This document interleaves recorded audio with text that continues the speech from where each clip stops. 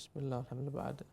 Ujub itu dari kata-kata ajaba, ajaba yu'jibu, merasa kagum dengan dirinya. Mungkin dia punya kemampuan pintaran, dia kagum dengan dirinya, bangga. Dia mungkin punya kekuasaan, bangga dengan kekuasaannya. Mungkin dia punya kecantikan, bangga dengan kecantikannya. Dia punya amalan yang banyak, bangga dengan amalannya. Lalu mengapa ujub ini bisa menjadi bencana, Ustaz? Taib. Ujub ini menjadi bencana karena dia sebenarnya adalah bagian daripada penyakit hati yang begitu dekatnya, bahkan dimasukkan ke dalam jenis kesyirikan. Ya. Seperti itu, Ustaz, ya.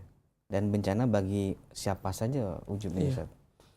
Ujub ini muncul pada iblis. Kenapa iblis Allah Subhanahu wa taala rubah bentuknya menjadi seburuk-buruk bentuk? Padahal di kalangan bangsa jin dia paling baik bentuknya. Dia rubah menjadi seburuk-buruk bentuk, diturunkan dari surga, dicampakkan dan dilaknat oleh Allah Subhanahu wa taala gara-gara ujub. Dia melihat dirinya lebih baik daripada Adam. Ujub ini melahirkan kesombongan. Akhirnya membangkang perintah Allah Subhanahu wa taala. Maka tidaklah seorang itu makhluk sampai kepada tingkat kesombongan kecuali melalui proses ujub terlebih dahulu. Ujub, sombong. Kemudian Ustaz, siapa saja yang bisa terkena bencana dari ujub ini, Ustaz? Taib. Yang namanya ujub, akhi barakallahu fiik, itu dapat menimpa segala hal. Semua orang, Ustaz. Semua orang. Menimpa kalangan para ulama. Subhanallah, betapa rentannya para ulama kalaulah bukan karena rahmat Allah SWT semata dengan sifat ujub ini. Ketika dia melihat banyaknya mungkin orang-orang bersimpuh di hadapannya, ketika dia melihat bagaimana orang begitu menghormatinya, memuliakannya, sehingga akhirnya muncul dalam diri kekaguman, seolah-olah dia lebih baik daripada mereka. Subhanallah. Terkadang juga menghinggapi para penimba ilmu, menghinggapi orang-orang awam yang Allah berikan kepadanya mungkin kecantikan, dia bangga dengan kecantikannya, Allah berikan kepadanya kekuasaan, para penguasa, semua lapisan manusia bisa mendapatkan bencana ujub ini, dan dia penyakit yang kronis. Kemudian Allah Subhanahu wa taala mengancam orang yang berbuat ujub di dalam Al-Qur'an ataupun Nabi sallallahu alaihi wasallam menyampaikan kepada kita berkaitan masalah ujub seperti apa, Ustaz? Pernah Rasulullah SAW mengeluarkan, menyebutkan dalam hadis yang diriwayatkan dari Ibnu Umar yang dikeluarkan oleh Imam Tayalisi dan disahihkan atau dihasankan oleh Syalbani rahimahullah taala, Rasulullah pernah mengatakan, fa amal muhlikatu, adapun yang membuat seorang itu binasa, fasyuhun muta'. Syuhun muta' artinya kekikiran yang dia taati, kemudian hawan muttaba', hawa nafsu yang dia panuti, yang ketiga wa ijabul mar'i bi nafsihi. Seseorang merasa kagum dengan dirinya. Bahkan kalau antum perhatikan peristiwa perang Hunain, keluar ketika itu para sahabat-sahabat yang jumlahnya begitu besar, karena mereka kebanyakan adalah orang-orang baru masuk Islam. Ya, setelah Makkah ditaklukkan, seketika berbondong-bondonglah orang memeluk agama Islam. Kemudian Rasulullah SAW mengajak para sahabat untuk berangkat menaklukkan orang-orang Thaqif, dan suku Hawazin. Berangkatlah Rasulullah SAW. Ketika itu sahabat melihat betapa banyaknya jumlah mereka, sehingga mereka mengatakan, lan nughlaba min qillah. Kita nggak akan mungkin dapat dikalahkan ini. Kenapa? Karena jumlah kita yang begitu besarnya. Akhirnya Allah SWT seketika berikan kepada mereka pelajaran. Ternyata ketika mereka melewati lembah Hunain, kala malam gelap, mendekati waktu subuh, ketika itu nggak banyak orang-orang suku Hawazin, orang Thaqif. Mereka nggak banyak, tapi mereka siapkan. Lewatlah mereka di antara dua lembah, dan orang-orang musyrikin telah memasang perangkap-perangkap. Masuklah kaum muslimin ke dalam perangkap ini, dari atas dihujani oleh panah-panah, tombak. Ketika itu kacau balau, semua berlarian tunggang langgang. Dan Allah Subhanahu wa taala merekam peristiwa itu dalam kitabnya mulia. Allah Subhanahu wa taala mengatakan, wa yauma hunain idza ajabatkum kathratukum. Dalam surah Taubah pada ayat 25 Allah Subhanahu wa taala mengatakan, wa yauma hunainin, dan pada masa perang Hunain idza ajabatkum kathratukum, tatkala kalian begitu bangga dengan jumlah kalian. Ternyata ujub ini bisa terlahir ketika banyaknya pengikut, banyaknya orang. Kata Allah SWT, falam tughni ankum syai'a. Akhirnya tidak ada hasilnya, manfaatnya. Jumlah besar nggak ada manfaatnya. Kata Allah SWT, wadaqat alaikumul ardu. Bahkan begitu sempitnya bumi bagi kalian. Thumma wallaitum mudbirin. Akhirnya kalian berlari kocar kacir. Sampai mereka ada yang tiba di Laut Merah, berlarian. Wallahi kalau bukan karena Allah, setelah itu Rasulullah dan para sahabat-sahabat senior, sedikit segelintir, inilah orang-orang subhanallah, dengan mereka tegak agama Allah SWT. Di sana ada segelintir daripada orang-orang Muhajirin dan Ansar, ahlu baiti Rasulullah. Kemudian Rasulullah mengatakan, wahai kaum muslimin, saya Rasulullah. Maka mereka mulai berdatangan. Kalau enggak habis Islam, gara-gara apa? Ujub. Dengan apa? Jumlah. Karena Islam bukan dengan jumlah yang banyak, dengan karakter iman. Ini dalam Al-Quran Allah abadikan ujub. Subhanallah. Luar biasa Ustaz ya. Dahsyat. Dahsyat Ustaz. Kemudian Ustaz yang ingin kita ketahui Ustaz ya secara umum berkaitan dengan ini, ciri-ciri apa sajakah orang yang sudah terkena ujub Ustaz? Iya. Taib. Anda teringat disebut oleh Rasulullah SAW kisah ini dua orang sebelum kita, Bani Israel. Mereka kedua-duanya bersaudara. Yang mana yang satu ini orang saleh. Dia taat beribadah, banyak mengerjakan ketaatan kepada Allah Subhanahu wa taala. Adapun teman yang lain, orangnya itu banyak bermaksiat. Selalu melanggar perintah Allah Subhanahu wa taala. Jadi ketika itu keduanya bertemu. Maka berkatalah sang kawan ini kepada kawannya, wahai fulan, ya, engkau selalu berbuat kejelekan. Bertobatlah engkau. Ya. Uqsur amma anta fih, bahasa Arabnya, udahlah berhentilah, kapan engkau bertobat. Subhanallah. Ternyata ini enggak sekali. Tiap kali jumpa, uqsur amma anta fih. Tobatlah dirimu, tobatlah, kapan lagi? Sebenarnya baik nasihat. Iya, muasalnya. Tapi orang ini menjadi kesal. Karena tiap hari dikatakan tobat. Akhirnya dia mengatakan, khalini wa rabbi. Udah biarkan saya dengan Tuhan saya. Dosa saya dengan Tuhan saya. Kau jangan ikut kecampur. Ya, kata dia, abu'itha alayya raqiban. Apakah engkau diutus Allah sebagai pemantau saya? Subhanallah. Kemudian orang ini marah.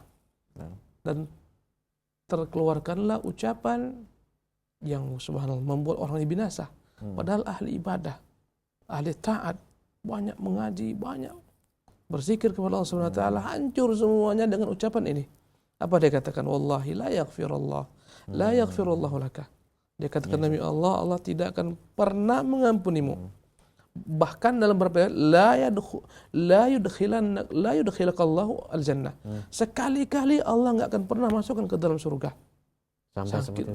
Saking marahnya dia ditolak nasihatnya, dia nekat bersumpah. Dia katakan, orang seperti ini wallahi enggak akan mungkin masuk surga.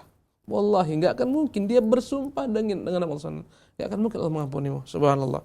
Akhirnya Allah SWT kumpulkan mereka ya di hari kiamat kedua-duanya. Maka Allah berkata kepada orang yang rajin beribadah ini, yang taat beribadah, akunta bi aliman, apakah engkau sekarang lebih pintar daripada saya, lebih mengetahui daripada saya? Au kunta ala ma fi yadi qadir, atau engkau lebih memiliki kekuasaan daripada saya sehingga engkau nekat bersumpah, kau catut nama saya bahwa saya tidak akan mungkin mengampuni si fulan, bahkan saya tidak akan mungkin masuk ke dalam surga. Berani engkau bersumpah atas nama saya? Subhanallah. Dalam beberapa ayat dikatakan, man alladhi ta'ala alayhi alla aghfir li fulan, siapa yang nekat bersumpah dengan nama saya tidak akan ampuni si fulan. Maka ketika itu berkata Allah Subhanahu wa taala, ya, kepada orang ini, ya, idhabu bi ilan nar, wahai malaikat, bawa orang ini ke neraka. Adapun yang tadi, subhanallah, orang yang dinasihat terus menerus, yang mungkin dalam hati ada kebaikan, mungkin dia jenuh karena terus menerus dinasihatin, akhirnya keluarlah ucapan, udahlah jangan ikut campur urusan saya. Kata Allah Subhanahu wa taala, udkhul al-jannata bi rahmati, engkau masuklah surga dengan rahmatku. Subhanallah. Ini kita menunjukkan kepada kita, subhanallah, orang yang banyak beribadah tapi dia merasa ujub, bangga, itu lebih hina dibandingkan orang banyak buat maksiat tapi dia merasa menyesal, merasa bertobat kepada Allah Subhanahu wa taala. Bahaya sekali, subhanallah. Berkata, diriwayatkan dari perkataan Isa bin Maryam, alaihissalam, ya ma'syarul hawariyin. Dia nasihatkan kepada murid-muridnya. Wahai orang-orang yakni hawari, wahai murid-muridku kaum hawariyin. Ya, wahai para pendukungku. Kam min sirajin qad atfathu ar-rih. Berapa banyak lentera-lentera yang terang tapi padam karena adanya angin yang menghembuskan yang kencang. Wa kam min abidin qad afsadahu al-ujbu. Berapa banyak yang taat ibadah rusak dengan ibadahnya. Mungkin sebagian kita rajin ngaji, rajin daurah, mungkin hafal sekian juz. Kita melihat status Facebook, OTW, OTW, Mekah, Mekah, ya, umroh, status, subhanallah. Belakang mulai ya selfie, belakangnya Ka'bah, sedang angkat tangan berdoa kepada Allah Subhanahu wa taala. Kayaknya dia paling khusyuk berdoa. Untuk apa? Ini bahaya dan bencana, subhanallah. Ya. Jadi artinya penyakit ini penyakit yang harus kita deteksi loh. Karena penyakit yang tidak terdeteksi. Berapa banyak amal-amal kita yang bagikan gunung semuanya hancur gara-gara ujub. Orang kaya raya banyak berinfak, banyak bersedekah. Tiap ada kegiatan keislaman, dia mungkin paling besar. Tiap kala ada masjid besar, dia di belakangnya. Ada pesantren, ada panti asuhan, dia di belakangnya. Tapi ternyata senantiasa dia merasa dirinya bangga. Kadang-kadang ada yang tercetus dalam lidah, lisannya. Ya, kadang-kadang lisan nggak mengucapkan, tapi hati ya. Kalau lisan orang bisa mendeteksi, ini ujub nih. Ini bangga nih. Tapi yang bahaya adalah yang dalam hati. Dia merasa dirinya telah, subhanallah, seolah-olah dia telah banyak berbuat terhadap Islam. Dia telah merasa berjaya terhadap memberikan berbagai macam bentuk, mencurahkan segala macam daya upayanya, tenaganya untuk Islam. Akhirnya dia merasa paling penting, paling hebat. Akhirnya dia melepaskan Allah Subhanahu wa taala, ketergantungan kepada Allah Subhanahu wa taala.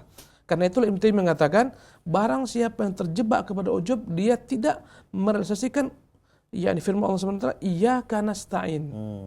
Seharusnya kita dalam segala macam aktivitas ibadah kita bersandar kepada Allah. Kita bergantung kepada Allah. Kita kata Allah, semua ini terwujud karenamu semata. La haula wala quwata illa bik. Gak ada upaya saya ini kecuali dengan Engkau. Orang yang ujub mengatakan ini semua karena ilmu saya. Ini yang menghinggapi Qarun, sehingga dia mengatakan innama utitu ala ilmin indi. Sesungguhnya semua harta aku karena ilmu kepada Allah Subhanahu wa taala. Jadi kata Ibnu Taimiyah rahimahullah taala, ya orang-orang yang memiliki penyakit kronis ujub, dia tidak merealisasikan ucapan ketika seorang mengatakan dalam salat dalam Al-Fatihah, iyyaka nasta'in. Adapun orang-orang yang dia berbuat ketika berbuat sesuatu mengharapkan pujian manusia, riya, itu tidak merealisasikan iyyaka na'bud. Iyyaka na'bud, hanya kepadamu kami Allah beribadah. Dia beribadah untuk orang.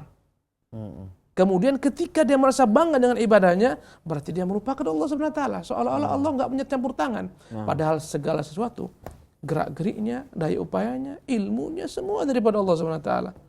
Istilahnya orang ujub itu orang lupa diri. Bagaikan kacang lupa kulitnya. Orang ujub itu menganggap Allah Subhanahu wa taala tidak punya peran apapun juga. Semuanya dia yang peroleh, dia yang raih. Subhanallah.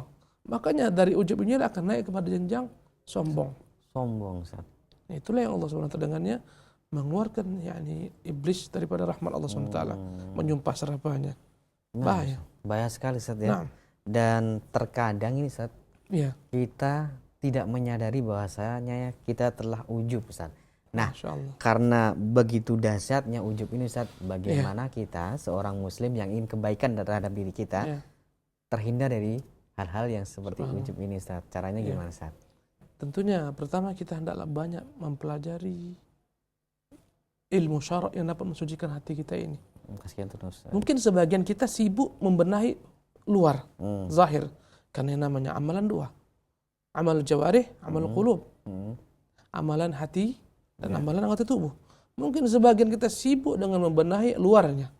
Penampilannya, celananya udah misalnya udah enggak lagi, udah cingkrang, enggak di bawah kaki, jenggotnya sudah panjang, pakaiannya sudah jubah, sholatnya juga sering berjemaah, enggak ketinggalan, tapi dia lupa membenahi.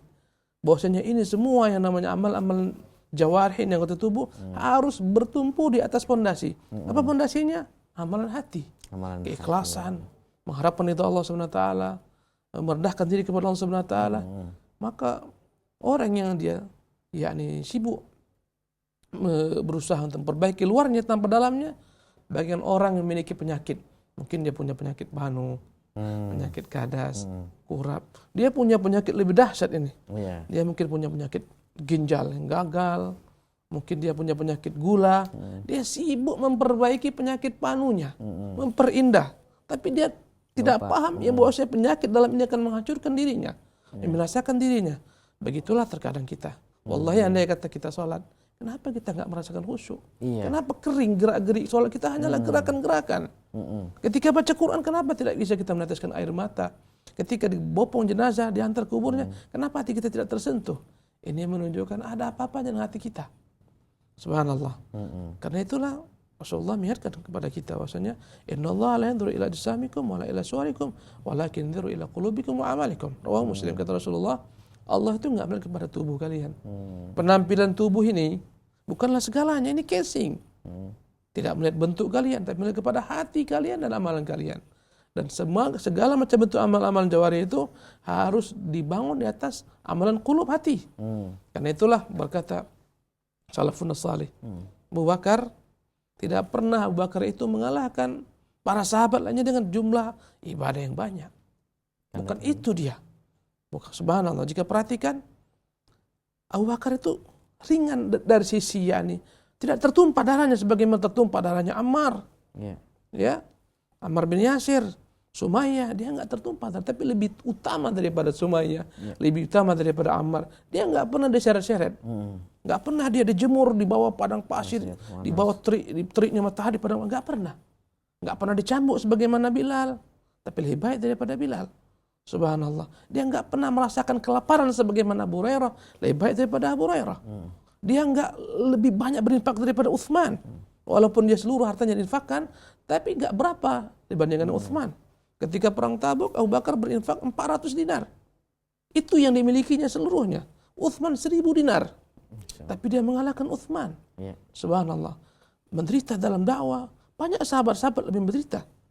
Tapi kenapa Abu Bakar radhiyallahu anhu lebih utama daripada seluruh manusia? Kenapa, Ustaz? Bahkan jika ditimbang seluruh amalan manusia, timbangan seluruh manusia nih. Jomplang. Kemudian Abu Bakar sendiri lebih berat daripada Abu Bakar Siddiq. Kenapa? Hati. Jadi inilah rahasia keberhasilan salafus saleh. Mereka terus berusaha mempelajari apa sih penyakit-penyakit hati. Riya. Ini penyakit nih. Ujub. Riya ini lupa dia iyyaka na'bud. Ujub ini lupa dia iyyaka nasta'in. Memohon kepada Allah ya. Iya, iyyaka nasta'in kan seharusnya Allah. Semua ini kami dapat laksanakan karena bantuanmu semata. Dia melupakan ini. Dia katakan enggak, ini karena saya sendiri. Dia lihat orang banyak, apalagi para penimba ilmu, para dai, besar rintangan dan halangan untuk mereka. Begitu beratnya godaan, fitnah untuk mereka. Apabila di hadapannya mungkin ribuan orang, 20.000 orang, 30.000 orang, 150.000 orang, syaitan akan membisikkan kepadanya, engkau orang hebat, engkau orang sukses, engkau orang suci, lihat semua orang bersimpu di hadapanmu. Muncullah rasa bangga, dan ini membinasakan. Subhanallah. Orang yang telah merasa dirinya baik itu orang nggak baik. Subhanallah. Orang-orang beriman senantiasa diajarkan untuk merasa dirinya nggak ada apa-apanya di mata Allah Subhanahu wa taala. Dirinya lebih hina daripada orang lain. Ketika dia merasa dirinya lebih baik, berarti dia nggak baik. Ketika dia menganggap dirinya ada sesuatu, yakni yang dia banggakan, berarti di hadapan Allah Subhanahu wa taala nggak ada satupun yang dibanggakan daripadanya. Kebalikan daripada itu. Karena itulah kita melihat para sahabat ridwanullah ajma'in, betapa khatirnya mereka di sifat ujub, betapa tawadhu'nya mereka, betapa mereka merendahkan diri mereka di hadapan Allah Subhanahu wa taala. Ana ceritakan ini kisah Aisyah. Ketika Aisyah difitnah, dia dituduh berzina ya billah dengan Safwan bin Mu'attil, tersebar di mana-mana 50 hari, beberapa hari ya, berhari-hari, saya nggak ingat berapa harinya itu. Dia itu subhanallah dalam keadaan sedih. Tiba-tiba Allah Subhanahu wa taala sucikan dia. Allah Subhanahu wa taala bersihkan namanya. Langsung dari atas langit ke-7. Menurunkan ayat itu. Menurunkan ayat. Apa kata Aisyah radhiyallahu anha? Saya mengira dahulu kala bahwasanya Allah akan sucikan saya melalui perantara Jibril yang dibisikkan kepada Rasulullah SAW. Demi Allah, la ana ahqaru fi nafsi. Saya merasa diri saya begitu hinanya, begitu rendahnya kalau diri saya ini layak untuk diturunkan bagi saya ayat. Padahal dia subhanallah sebaik-baik wanita, kata Rasulullah. Fadlu Aisyah ta'ala sa'ir nisa ke fadli tharid ala sa'ir ta'am. Perumpamaan Aisyah dibandingkan seluruh wanita dengan makanan yang berkuah dan makan tidak berkuah. Jadi dia menganggap nggak layak dia itu mendapatkan kemuliaan seperti itu. Nggak pernah dirinya dirasa layak mendapatkan langsung wahyu turun dari langit. Subhanallah. Lihat lagi kisah Umar bin Abdul Aziz. Umar bin Abdul Aziz, sebagaimana kita ketahui, dia khalifah yang dimasukkan sebagai ulama ke dalam golongan Khulafair Rasyidin. Ya, karena betapa idealnya dia. Subhanallah. Dialah yang mencuci bersih segala macam kejelekan-kejelekan dinasti Bani Umayyah. Ketika dia diracuni, ketika dia sekarat, ketika itu datanglah orang-orang membazuknya dan orang-orang mengatakan, wahai Amir Mukminin, alangkah baiknya seandainya engkau dikuburkan di samping kakekmu. Kakeknya Umar bin Khattab. Di samping Umar, Abu Bakar. Di samping Abu Bakar, Rasulullah. Orang-orang mengatakan, alangkah layaknya jika engkau dikuburkan di samping kakekmu. Dan dia katakan apa? Wallahi, la'an alqallah bikulli dzambin adas syirik. Demi Allah, saya berjumpa Allah dengan semua dosa selain daripada syirik. Ahabbu ilayya, itu lebih saya cintai, lebih ringan bagi saya min an alqallah, daripada saya berjumpa Allah SWT menganggap diri saya layak untuk mendapatkan kehormatan seperti itu. Saya enggak layak dikuburkan di sana. Siapa saya? Subhanallah. Padahal dia khalifah. Dia berhak memerintahkan. Ini namanya sifat tawadhu. Kebalikan daripada ujub. Ujub ini merasa dialah segalanya. Tawadhu menganggap ini semua daripada Allah SWT. Subhanallah. Dialah bagaimana Sulaiman. Allah berikan kepadanya segala sesuatu. Dia penguasa bumi. Subhanallah. Sampai-sampai seluruh binatang tunduk kepadanya. Kendaraannya enggak pernah ada sebelumnya. Apa kendaraannya? Angin. Wasakharna lahu ar-rih. Ar-rih. Allah subhanahu kirimkan untuknya angin sebagai kendaraannya. Allah berikan kepadanya segala macam kerajaan dunia. Sampai-sampai jin-jin ada yang bekerja untuknya masuk ke dalam lautan, ada yang mencari permata, mencari intan, membuat istana Sulaiman. Semuanya tunduk sama Sulaiman. Tunduk sama Sulaiman. Apa kata dia? Hadza min fadli rabbi. Ini semua bukan karena saya, karena karunia Tuhan saya. Liyabluwani aashkur am akfur. Dia ingin menguji saya ini bersyukur enggak atau saya kufur. Tanda bersyukur seorang adalah dia jadikan nikmat sebagai sarana untuk tambahan menyembah Allah SWT. Dia kembalikan nikmat ini kepada Allah. Allah memberi nikmat. Dia banyak-banyak mengucapkan ucapan pujian kepada Allah. Ini tanda kesyukuran. Tanda kufur, dia lupakan Allah. Itulah ujub. Ini saya sendiri nih. Kalau bukan saya siapa? Kalau bukan saya di yayasan ini siapa lagi? Kalau bukan saya di radio ini, kalau bukan saya di televisi ini, kalau bukan saya dalam dakwah ini, hancur semuanya. Subhanallah. Ustaz, contoh bencana apa saja sih Ustaz yang ditimbulkan dari ujub itu Ustaz? Contoh-contohnya. Ujub ini akan melahirkan kesombongan. Kesombongan ini akan membinasakan seorang. Dan hari kiamat, subhanallah, orang-orang sombong, kata Rasulullah SAW, yuhsyarul mutakabbiruna yaumil qiyamah ka'amthali dzar, bagaikan semut-semut yang diinjak-injak manusia di hari kiamat. Sebagai balasan, ketika di dunia dia merasa tinggi. Dia perempuan nih merasa dirinya cantik. Paling cantik. Coba antum di Facebook. Yang cantik pasti dia, foto terus. Selfie mana-mana cantik. Kenapa dia bangga ini cantik? Wallahi kecantikanmu itu bukanlah untuk dinikmati laki-laki, wahai kaum wanita. Untuk suamimu satu. Udah salah niatnya. Udah salah. Yang kedua, ini menunjukkan kebanggaannya. Subhanallah. Ujub ini banyak. Kadang-kadang dengan gelar. Dia telah mencapai gelar profesor, doktor, haji. Nggak dipanggil haji marah. Nggak dipanggil pak dokter dia marah. Subhanallah. Ini bahaya. Dampaknya menggugurkan semua amal. Allah mengatakan dampak daripada ujub dia membatalkan. Ya ayyuhalladzina amanu la tubtilu sadaqatikum bil manni wal adha. Dalam surah Al-Baqarah Allah katakan, wahai orang-orang beriman, janganlah kalian membatalkan sedekah kalian dengan al-mannu. Apa arti al-mannu? Dia merasa seolah-olah dia telah banyak memberi pada orang ini, berjasa, padahal harta bukan harta dia. Allah Subhanahu wa taala. Jadi kata Allah, janganlah kamu mengikuti sedekahmu dengan al-mannu, mengungkit-ungkit. Siapa yang beri kau dulu ini? Kalau bukan saya berikan, kau nggak akan pernah jadi sukses seperti orang sekarang. Dulu kau miskin, dulu saya. Mengungkit-ungkit namanya al-mannu. Batal Ustaz ya. Jadi Batal. La tubtilu shadaqatikum bil manni wal adha. Al-mannu mungkin al-adha dengan kata-kata yang keji. Dia beri tapi dia maki-maki, apa guna? Nah, kamu jadi ambil uang nih. Dasar kamu. malas no. Batal. Iya. Inilah dampaknya, musibahnya ini. Dari Inilah ujub nih Ustaz ya. bentuk daripada ujub yang menghancurkan amalan. Subhanallah, dibenci oleh Allah Subhanahu wa taala. Kalau berkaitan dengan masalah syirik tadi Ustaz ujub. Iya. Karena seorang mukmin itu meyakini bahwasanya segala sesuatu gerak-geriknya itu akan dapat terlaksana dengan karunia Allah Subhanahu wa taala. Rahmat Allah Subhanahu wa taala, bantuan Allah. Dia melepaskan ini seolah-olah saya ini dapat segala sesuatu bukan karena engkau Allah, karena saya pintar, karena saya cantik. Menafikan Itu Allah syirik, ya, menafikan Allah Subhanahu wa taala. Makanya kata Ibnu Taimiyah, yang terlibat dalam penyakit ujub, dia telah melalaikan iyyaka nasta'in. Rusak iyyaka nasta'innya. Seharusnya setiap orang beriman dalam segala perkaranya dia bergantung kepada Allah. Dia melepaskan segala macam daya upayanya. Dia katakan Allah, ini semua karena bantuan semata. Allah bantu saya, mudahkan saya. Karena itulah Rasulullah mengajarkan kita untuk senantiasa meminta kepada Allah bantuan dalam segala hal. Sampai-sampai pakai sandal kita disuruh untuk meminta kepada Allah bantuan. Allah mudahkan saya pakai sandal ini. Pakai sepatu, buka pintu, hidupkan motor. Supaya menghilangkan apa? Sifat ujub tadi.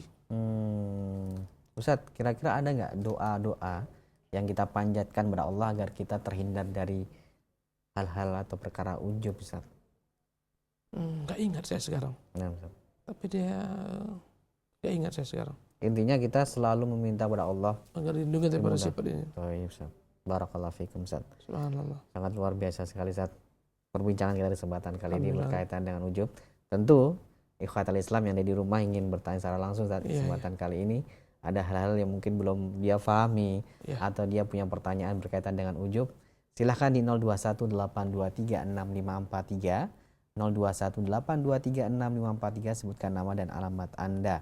Kemudian pertanyaan kami harapkan berkesesuaian dengan pembahasan di kesempatan sore hari ini.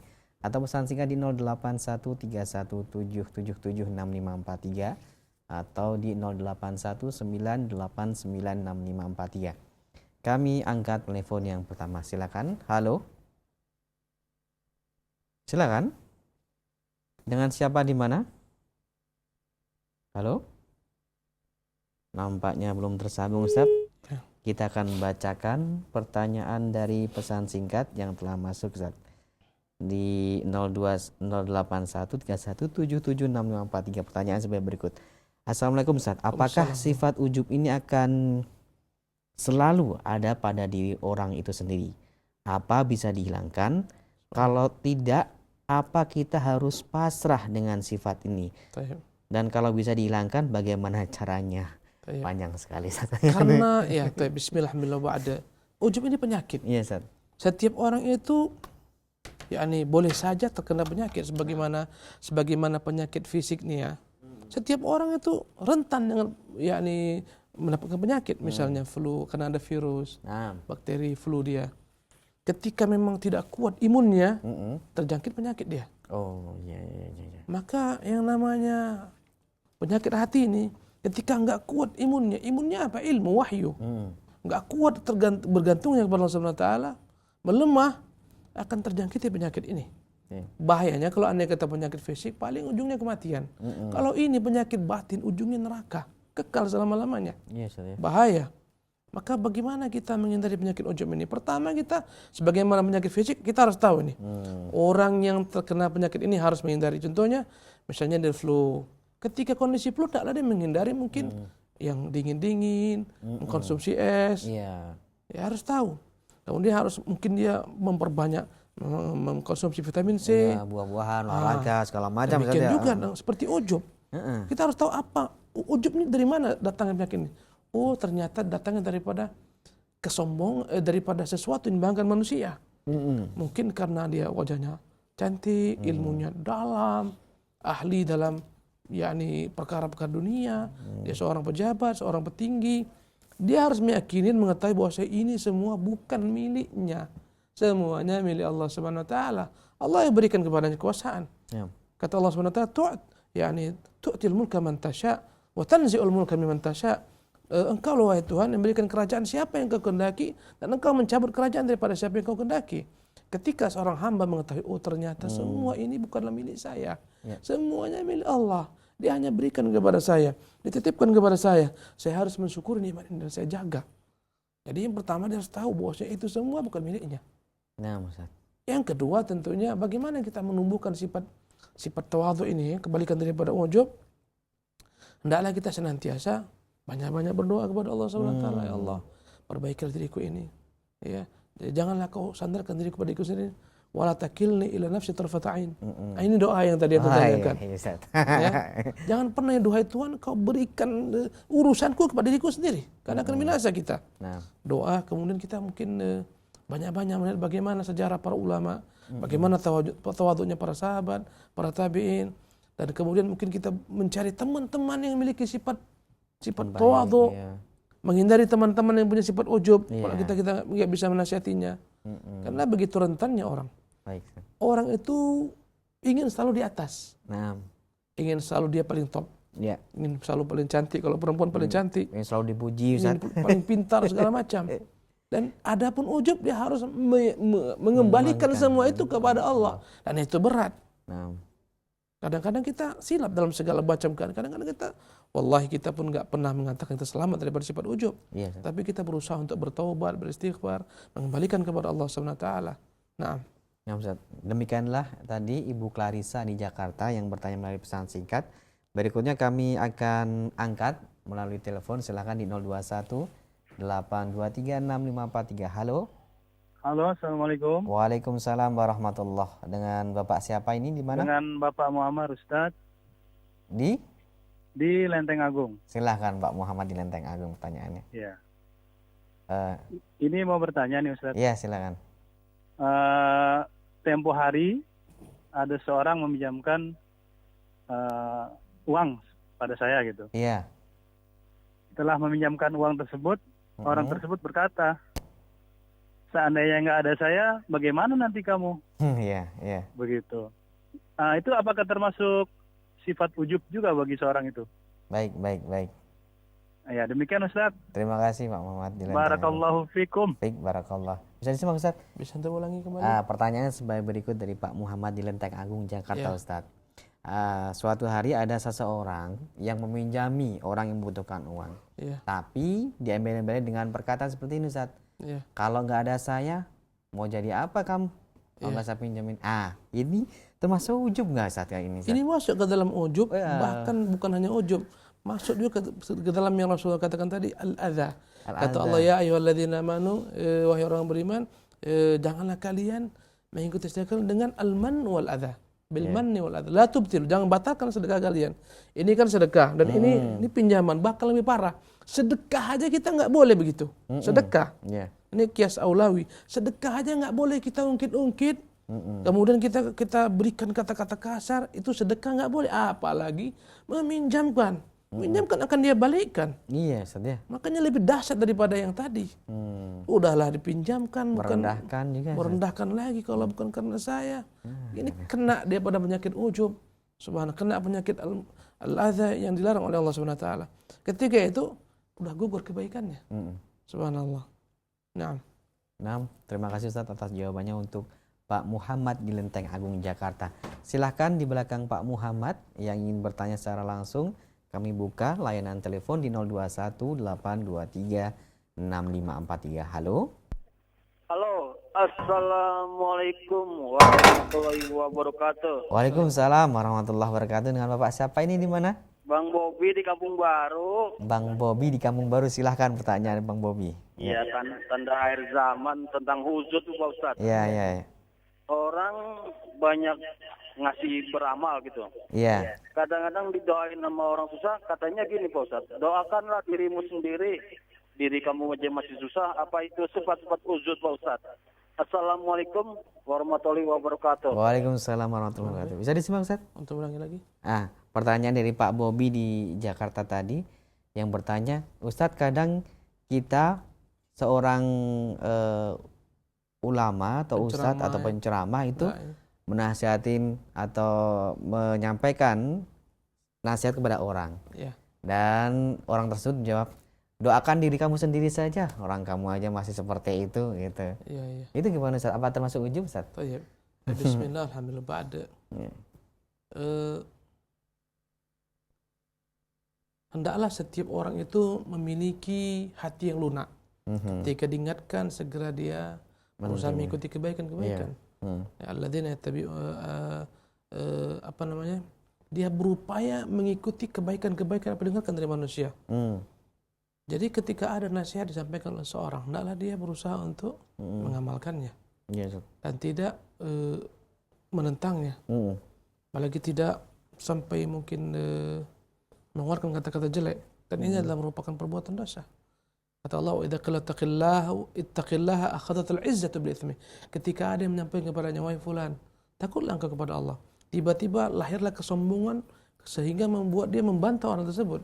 Seharusnya orang yang ketika diberikan nasihat adalah dia menerima, bahkan mendoakan kebaikan. Kemudian kewajiban juga bagi setiap orang memberikan nasihat adalah dia memilih-milih waktu. Kadang-kadang orang memberikan nasihat nggak memilih waktu. Di tempat umum, ramai banyak orang, malu dia sendiri. Malu, kadang-kadang pun berulang-ulang sehingga orang pun jenuh. Jadi masing-masing hendaklah berusaha untuk memperbaiki. Menasihati depan orang itu bukan nasihat, itu mempermalukan. Kemudian ya kalaulah memang dia tulus menasihati orang, kenapa harus depan orang banyak? Jatuhkan berduaan. Boleh jadi karena dia berulang-ulang orang bosan, atau karena mungkin di depan orang banyak dia akhirnya merasa tersinggung, dia doakan dirimu sendiri udah, atau urus dirimu sendiri. Gitu seperti itu. Sebagaimana dalam kisah Bani Israil tadi. Subhanallah. Tapi Bani Israil tadi bahkan dia mengatakan marah, berarti engkau akan masuk surga. Tidak akan pernah masuk surga. Sampai nyumpahin sampai dia sumpahin. Maka ujian kepada setiap dai. Andai kata ada mad'u yang berkata-kata kasar, dia bersabar. Iya Ustaz ya. Kadang dai juga atau orang menyampaikan kebaikan tidak sabar dibilang seperti itu, marah. Kadang-kadang dia seolah-olah dia alat negara. Mungkin dia tampar. Ya kan? Mungkin dia dai yang besar, dikenal orang, ditentang di hadapan orang, mungkin dia tampar, mungkin dia injak kepalanya. Iya Ustaz, memang seperti sabar. itu. Nah Ustaz, barakallahu fikum. Terima kasih atas jawabannya untuk Pak Bobi. Dan Pak Bobi, demikianlah tadi nasihat dari Ustadz untuk kita semuanya. Berikutnya kami berikan kesempatan kembali, silahkan bagi Anda yang menghubungi kami bisa menghubungi nomor berikut di 021 823 6543 021 823 6543. Silahkan. Halo. Assalamualaikum. Waalaikumsalam warahmatullahi wabarakatuh. Dengan Bapak siapa ini, di mana? Dengan Abu Faiz dari Cilengsi. Oh, Abu Faiz di Cilengsi, silahkan. Mau nanya gini, manusia itu ya, setiap manusia itu mempunyai apa namanya ya, ada hatinya itu lembut, ada keras. Gitu. Karakter Ustaz ya? Karakter Pak, ya. Karakter. Jadi ada gampang tersentuh, kadang-kadang tidak keras gitu. Seperti contohnya anak gitu ya, anak udah berusaha untuk misalnya mengaji, sholat gitu ya, tapi sulit untuk menangis gitu kan. Nah, apakah itu penyakit atau memang karakter gitu? Tapi kita udah berusaha semaksimal mungkin gitu, tapi memang sulit untuk sulit untuk keluar air mata gitu. Apakah karakternya manusia itu bisa nggak dirubah gitu? Atau zikir-zikir apa, atau doa-doa apa yang harus kita ucapkan, zikir apa supaya hati kita bisa lebih lembut gitu. Baik Bapak, terima kasih atas interaksinya. Waalaikumsalam warahmatullahi wabarakatuh. Silakan Ustaz, mengenai karakter. Alhamdulillah Alhamdulillah ketika setiap orang merasa dia butuh menangis karena Allah SWT. Itu sudah kemajuan besar. Setiap orang adalah senantiasa berupaya dia dapat melunakkan hatinya. Jadi ketika seorang mendeteksi, ternyata hati saya ini nggak pernah menangis. Baca Quran saya nggak pernah tersentuh. Lempeng-lempeng aja. Ada orang meninggal pun saya tertawa-tawa. Ketika dia sadar, dia akan berusaha cari obat. Karena sebagian orang ada dia nggak sadar dia sakit loh. Iya Ustaz. Dia nggak tahu sakit ginjal. Tiba-tiba klek cuci darah akhirnya kan. Maka demikian juga dengan penyakit hati ini. Sebagian orang nggak tahu dia sakit, maka dia anteng-anteng aja, nggak pernah merasa untuk memperbaiki, mengobati. Jadi bapak yang bertanya, hafizallahu taala, dan kita semua alhamdulillah, ketika kita mendeteksi, oh ternyata saya baca Quran nggak pernah saya menangis. Ada apa dengan saya? Boleh saja, akhi barakallahu fiik, ditumbuhkan pemahaman terhadap apa dibaca. Misalnya, untuk tahap awal kita baca Quran, jangan hanya baca Quran kalau kita nggak paham bahasa Arab. Baca Quran, setelah itu baca terjemahannya. Subhanallah. Dengan memahami kandungan-kandungan terdapat dalam Quran berupa terjemahan, membantu dia untuk memahami apa-apa yang dia baca. Dan sungguh ketika kita memahami Al-Quran Karim ini akan membuat hati kita kecut. Kalau andai kata kita nggak paham, bayangkanlah ayat tentang neraka dibaca, mungkin kita tertawa-tawa. Iya, nggak paham kan? Kata Allah, kullama nadijat juluduhum baddalnahum juludan ghairaha. Tiap kala kulit mereka itu hangus, kami gantikan dengan kulit yang baru. Dia nggak paham, anteng-anteng aja.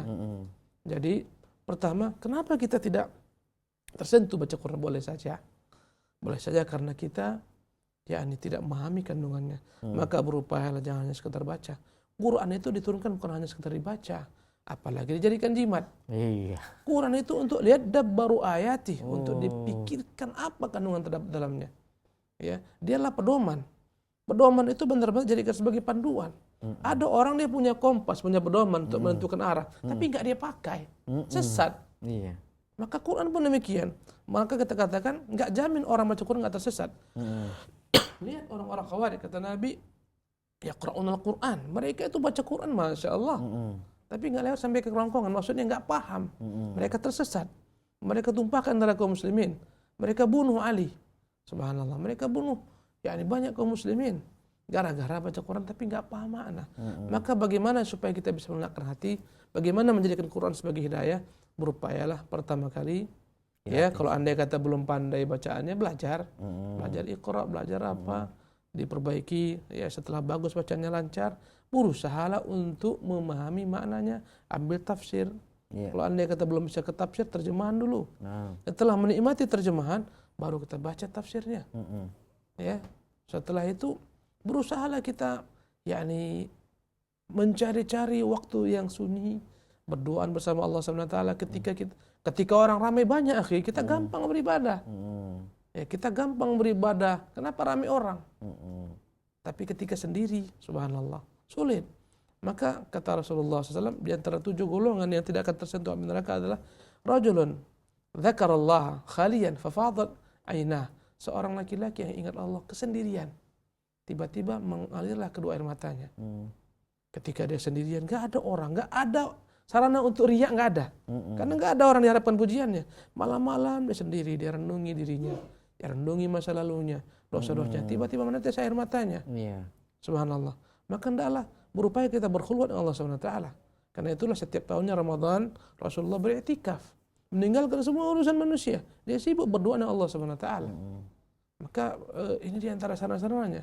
Kemudian tentunya bagaimana supaya hati kita khusyuk, tunduk, dapat dekat kepada Allah SWT, takut. Tentunya hendaklah kita banyak-banyak belajar tentang agama Allah SWT. Pertama kali tentang Allah SWT. Kata Allah, innama yakhshallaha min ibadihil ulama. Sesungguhnya yang takut kepada Allah dari kalangan hambanya adalah para ulama. Yang paling takut kepada Allah adalah para nabi. Kenapa? Karena mereka paling tahu tentang Allah. Berkata Rasulullah, ala inni a'lamukum billah wa akhsyakum lahu. Ketahuilah aku ini orang yang paling bertakwa kepada Allah. Orang yang paling tahu tentang Allah SWT. Kemudian andai kata kita ingin supaya kita takut kepada Allah SWT, mengharapkan Allah SWT, perdalaman ilmu tentang Allah, nama-namanya, sifat-sifatnya. Kadang orang itu taunya Allah itu maha pengasih, maha penyayang. Padahal Allah kan maha mengazab juga, Ustaz ya. Iya. Jadi dia terlalu berharap sekali dan tidak ada rasa takut, Ustaz. Mengambil satu sisi, meninggalkan sisi lain. Iya, Ustaz. Karena itulah Allah mengatakan, Nabi ibadi anni anal ghafur rahim. Wahai Muhammad, beritahukan hamba-hambaku saya ini maha pengampun, maha penyayang. Menimbulkan rasa harap kita kepada Allah SWT. Oh, berarti Allah maha pengampun. Allah maafkanlah saya ini, Allah ampunkan. Tapi ingat setelah itu, anna azabi wal azabul alim. Tapi ingat, azabku sangat pedih. Artinya kadang-kadang orang yang terlampau kebablasan, terlampau melebihkan sisi harap kepada Allah, akhirnya dia bermaksiat dengan santai. Nanti Allah ampunkan saya. bahaya. Maka Allah katakan hati-hati kalau kamu berbuat maksiat, azabku sangat pedih. Ya. Sebaliknya sebagian orang dia begitu takutnya dengan dosa-dosa, akhirnya putus asa. Adalah nggak akan mungkin saya masuk surga, nggak mungkin Allah ampunkan dosa saya. Ketika itu Allah hibur dia, Allah itu Maha Pengampun, Maha Penyayang. Dan dua hal ini nggak pernah lepas, harus ada. Berimbang Antara khauf dan raja. Walaupun dari sisi ketika kita hidup di dunia, ulama mengatakan lebih diutamakan memperbanyak sisi takutnya. Ketika akan meninggal baru kita perbanyak sisi raja harap kepada Allah Subhanahu wa taala. Nah, Ustaz, barakallahu fikum. Terima kasih atas nasihat dan jawabannya untuk yang bertanya tadi. Dan berikutnya kami akan beralih ke pesan singkat pertanyaan dari Abdullah di Tangerang, Ustaz. Ya. Pertanyaannya sebagai berikut. Barakallahu fik ya Ustaz. Ana ingin bertanya Ustaz, apakah termasuk sifat ujub jika kita memasang DP atau status BBM atau status di Facebook dengan sebuah hadis atau ilmu sahih dari Al-Quran dan hadis yang kita tulis dengan niat agar orang yang membaca mendapat ilmu yang bermanfaat. Gimana Ustaz? Tadi jawabannya di ujung dengan niat. Niatnya. Jadi berkata Rasulullah, innamal a'malu binniyat. Sesungguhnya amal itu dengan niat. Ada dua orang sama-sama nasihatin. Ini menasihati dia, ini menasihati dia. Yang satu menasihati seseorang dengan niat menunjukkan dia lebih berilmu. Saya udah ngaji nih, kau harus seperti gini, nggak boleh gini. Sombong, ujub. Yang satu ikhlas karena Allah Subhanahu wa taala. Jadi semuanya orang itu ketika dia memajang segala macam mungkin ayat-ayat dalam Facebook, apa niatnya? Betul. Apa statusnya? Ketika dia mengatakan saya sedang di Mekah, saya sedang, apa maksudnya? Semuanya kembali kepada niat. Andai kata niatnya untuk kebaikan, orang baca hidayah, alhamdulillah dapat pahala. Subhanallah. Andai kata niatnya supaya orang tahu dia sedang di Mekah, supaya orang tahu, oh ternyata dia udah ngaji, ternyata dia udah banyak mengenal hadis, mengenal ayat, kena. Subhanallah. Tergantung niatnya. Baik, Ustaz. Barakallahu fikum, Ustaz. Kami bacakan kembali pertanyaan dari Fulanah di Jakarta. Assalamualaikum Ustaz, saya mau bertanya. Kalau menceritakan kebaikan diri kita kepada orang lain, apakah bisa termasuk ujub, Ustaz? Sering kita melakukan ini, Ustaz. Allah mengatakan fa'amma wa amma bi ni'mati rabbika fahadits, dan adapun dengan nikmat Tuhan hendaklah kau beritahukan. Jadi pada ikatnya, bolehkah seseorang memberitahukan tentang perbuatan-perbuatan kebaikan yang dia lakukan untuk manusia? Kita katakan boleh, andai kata niatnya benar. Niatnya supaya dicontoh orang. Niatnya supaya ditiru orang. Niatnya supaya orang ngambil pelajaran. Boleh. Ya. Dan itu terjadi dengan para sahabat-sahabat menceritakan kebaikan-kebaikan mereka. Ya. Mereka ceritakan kebaikan-kebaikan untuk supaya dijadikan sebagai pelajaran, sebagai panutan dan ikutan. Nah, kembali kepada niat lagi. Andai kata niatnya untuk berbangga-bangga, dia kena. Subhanallah. Ada dua orang sama-sama menceritakan yakni perjalanan hajinya. Sama-sama. Ini menceritakan perjalanan hajinya, ini pun menceritakan perjalanan hajinya. Tapi berbeda niat. Yang ini memberitahukan dalam bentuk betapa syukurnya kepada Allah Subhanahu wa taala, dia telah pernah haji, alhamdulillah, Allah berikan saya kemudahan pergi haji, alhamdulillah, semua akan mudahkan. Ini juga alhamdulillah sama katanya, tapi niatnya. Jadi semua terpulang kepada niat. Jadi niat itu begitu beratnya.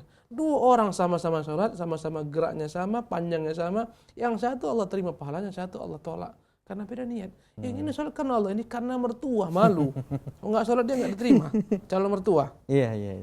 Subhanallah. Nah, Ustaz, barakallahu fiik Ustaz atas jawabannya, dan berikutnya kami akan bacakan kembali pertanyaan dari Abdillah di Bekasi.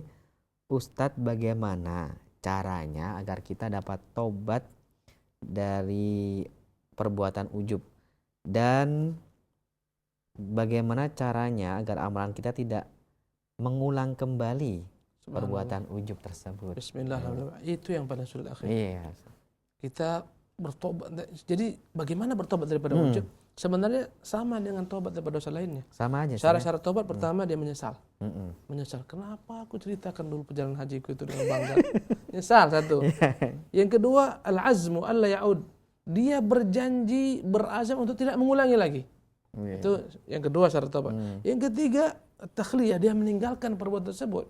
Orang bertobat daripada judi, dia harus tinggalkan perjudian. Nggak mungkin sambil dia main kartu, aku tobat. Nggak ada tobatnya.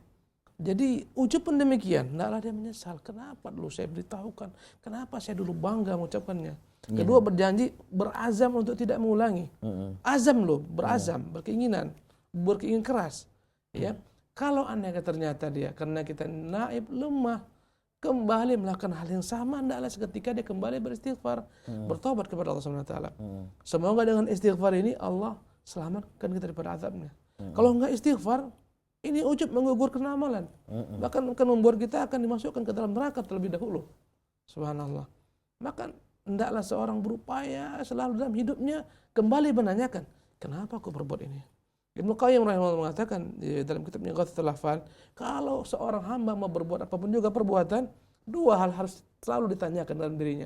Pertama, 5. Kenapa saya buat ini? Untuk siapa saya buat ini?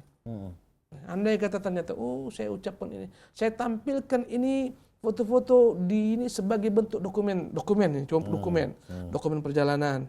Ya, mungkin dia panitia dibutuhkan pertanggungjawaban dokumen perjalanan. Untuk dokumen, nggak ada masalah. Misalnya kan, walaupun ulama berselisih tentang masalah foto nih. Iya. Ada yang bukan ini untuk selfie, kena. Iya, maka semua terpulang kepada niat. Baik. Jadi bagaimana supaya Allah Subhanahu wa taala mau bisa maafkan? Allah mudah maafkan. Yang penting kita bertobat, beristighfar, dan itu tidak mengulangi kembali.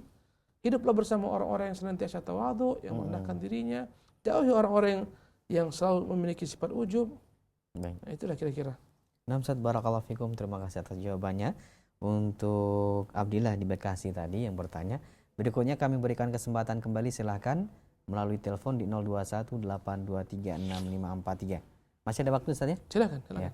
Silakan di 0218236543. Assalamualaikum. Waalaikumsalam warahmatullah. Dengan Bapak siapa? Ini di mana? Syafaat ini. Dengan siapa? Mohon maaf. Syafaat. Pak Safaat di mana Pak Safaat? Tadi katanya. Ya, silakan Pak, pertanyaannya diperjelas ya. Assalamualaikum Ustaz. Waalaikumsalam warahmatullahi wabarakatuh. Ini kadang-kadang kita suka lupa gitu lah.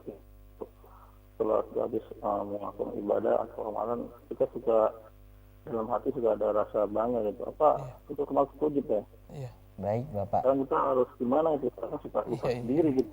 Akhirnya. Nah, Bismillah. terima kasih Bapak atas partisipasinya. Ya, Ditunggu nasihat. Waalaikumsalam. Bismillahirrahmanirrahim. Memang ikhlas akhi wallah perkara paling sulit dalam hidup ini. Dan itu perkataan para ulama. Hasan Basri, saya nggak mengatakan semua yang saya perbuat nggak pernah saya anggap ada itu. Karena sulitnya ikhlas untuk orang seperti saya ini.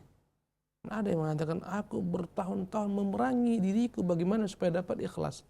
Subhanallah. Jadi ujub ini adalah bentuk daripada merasa bangga bahwasanya diri itu telah memiliki sesuatu. Padahal seharusnya dia bersyukur kepada Allah. Harusnya dia kembalikan kepada Allah Subhanahu wa taala. Dan yang namanya niat ini, keikhlasan ini dalam 3 hal loh, subhanallah. Yes.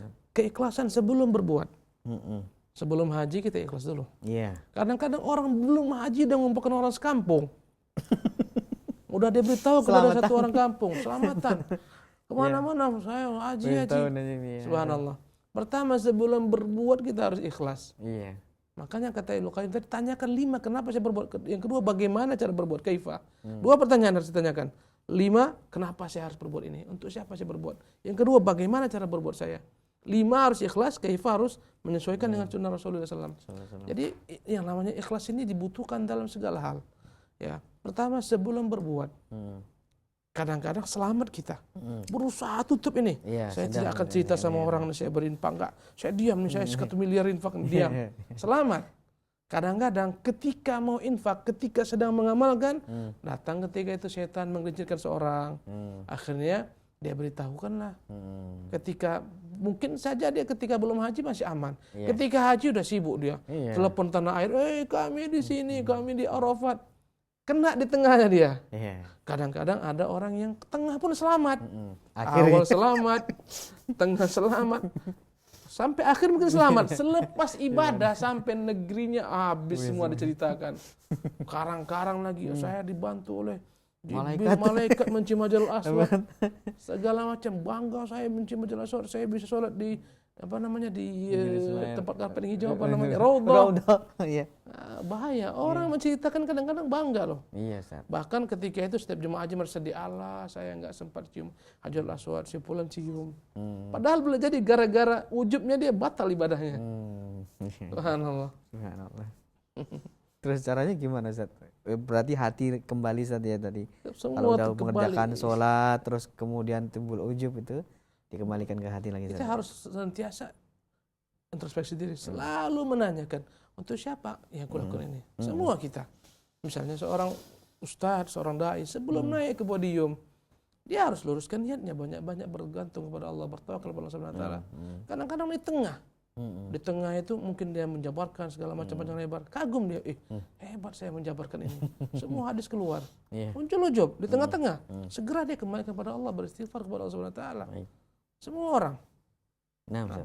Barakallahu fiikum. Terima kasih atas jawabannya untuk Bapak yang bertanya tadi. Silakan kembali kami buka kesempatan untuk telepon di 0218236543. Halo? Silakan, halo? Halo?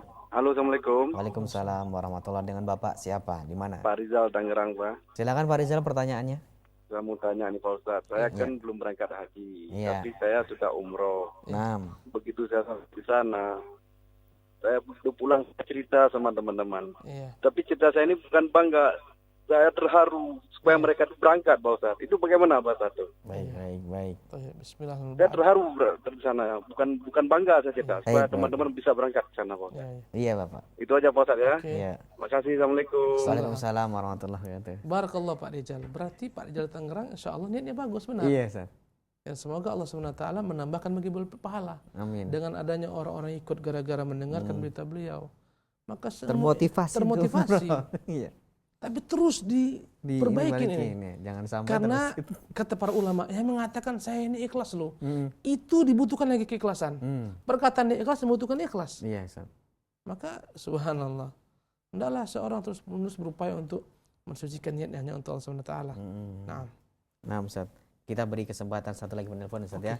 Silakan di 0218236543 bagi Anda yang ingin bertanya secara langsung di kesempatan sore hari ini. Halo.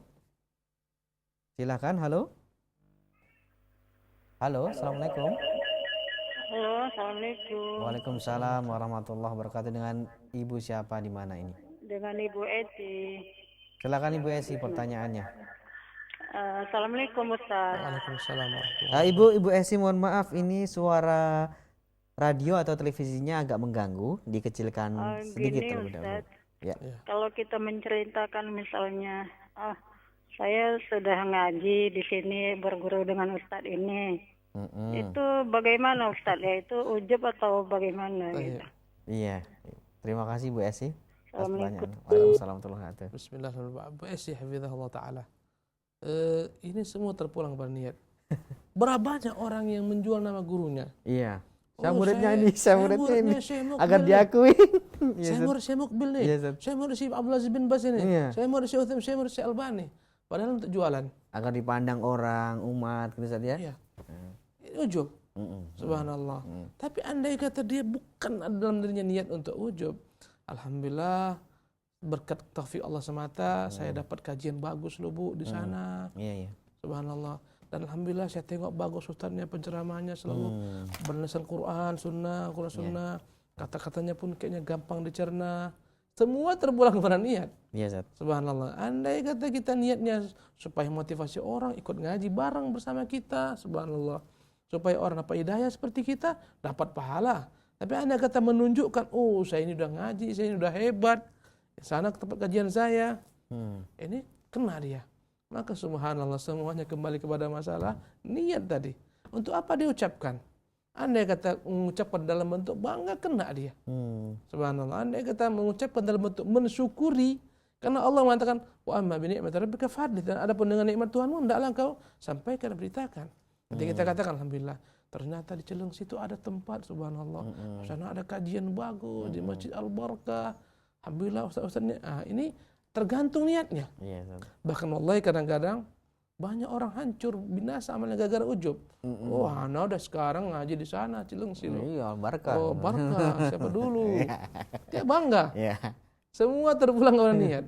Antum guru siapa? Oh, guru anak tamatan Timur Tengah. Antum Timur ya. Santai. Guru anak dari Yaman, antum dari Pariaman ya. Bangga kena dia ujub, subhanallah. Nah, Ustaz. Baik Ustaz, pertanyaan berikutnya ini satu lagi Ustaz, dari pesan singkat Ustaz. Ya, kita berikan pesan singkat dari Pak Tukiman yang bertanya, Ustaz, seberapa dosakah orang yang mengatakan kepada saudaranya, dan dia dalam rangka membantu. Kalau nggak ada barang itu nggak akan hidup kamu. Yang dimaksud ini adalah barang pekerjaan, Ustaz. Iya. Berikan pekerjaan. Tentunya ini bahkan kata-kata mengandung kesyirikan loh. Iya, Ustaz ya. Mengandung kesyirikan, mengandung ujub, andai kata dianggap dari dia. Karena kita semuanya meyakini bahwa semua kebaikan dari Allah Subhanahu wa taala. Semua karunia dari Allah Subhanahu wa taala. Kita hanya mengatakan kalau bukan karena si dokter fulan saya ini mati. Ini terkandung padanya kesyirikan. Karena masalah hidup dan mati Allah, Ustaz ya. Sama dengan kalau bukan karena dokter fulan saya nggak sembuh. Kesembuhan bukan milik dokter. Kalau dokter memiliki kesembuhan, dokter nggak akan ada sakit. Dokter ada yang bengek, dokter ada sakit kuning. Betul. Maka ini kalimat-kalimat syirik. Seharusnya kita katakan kalau bukan karena Allah SWT, kemudian karena bantuan ini mungkin engkau akan sempit hidupmu. Boleh. Tapi jangan sampai dia mengucapkan dalam bentuk ujub. Mengingatkan orang tersebut, kau syukuri nikmat ini. Kau syukuri yang bantuan ini. Maka semua terpulang pada niat. Dan jagalah kalimat-kalimat. Kadang-kadang kita selalu mengatakan kalau bukan karena anjing itu akan masuk pencuri. Ini kalimat yang dilarang. Sebenarnya agama dilarang. Kalau bukan karena nakhoda handal, tenggelam kapal ini, enggak boleh. Karena nakhoda semua makhluk semuanya dengan perintah Allah Subhanahu wa taala. Jadi kena dia kepada perkara-perkara kesyirikan yang dilarang oleh Rasulullah SAW. Nah, Ustaz, mungkin karena waktu kita di kesempatan sore hari ini sudah dalam mencukupi, Ustaz ya. Sebenarnya kita masih ingin panjang lebar kembali untuk membahas hal ini, Ustaz. Dan sebelum kami akhiri, mohon Ustaz memberikan ikhtitam. Bismillahirrahmanirrahim. Di penghujung daripada bincang-bincang kita sore hari ini, hendaklah kita semua, saya pertama kali pribadi saya, kemudian semua para pemirsa dan pendengar di Roja, hendaklah kita terus-menerus berupaya mengetahui penyakit-penyakit hati yang banyak sekali cabang-cabangnya. Dan kemudian berupayalah kita menyembuhkan satu demi satu. Dan jangan kita sibuk dengan memperbaiki zahir, mazhar, tapi lupa memperbaiki hati. Demikian juga saya ingatkan kepada ikhwan-ikhwan yang telah mengaji dan seterusnya, telah menampakkan kesolehan, hendaklah dia berupaya untuk menambah kesolehannya dalam mempelajari apa-apa yang dapat membuat hatinya menjadi tentram, tenang, bagaimana dia bergantung kepada Allah semata, bagaimana berharap kepada Allah SWT semata, bagaimana takut kepada Allah SWT. Intinya berusaha dia untuk masuk ke dalam bab tazkiyatun nafs. Subhanallah. Mungkin demikian saja, akhi. Barakallahu fiik.